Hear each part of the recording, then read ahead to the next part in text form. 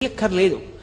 ఆదివారం నాడు ప్రదక్షిణం చేశాడనుకోండి, ఆదివారం నాడు ప్రదక్షిణం చేసి వచ్చేస్తే సూర్యమండలాన్ని భేదిస్తాడు జీవుడు.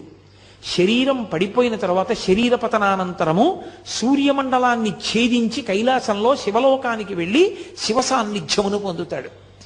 ఒక సోమవారం నాడు ప్రదక్షిణం చేశాడనుకోండి, జరామృత్యువులను దాటతాడు. జరామృత్యువు అంటే వృద్ధాప్యము, మృత్యువు.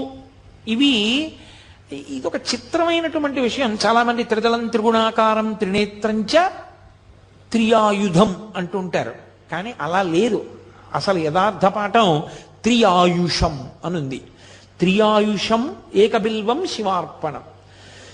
త్రియాయుషం అంటే 3 రకములైన ఆయుర్దాయాల్ని కోరుతారు. నేను వృద్ధాప్యాన్ని చూడాలని నేను కోరుకోవాలి.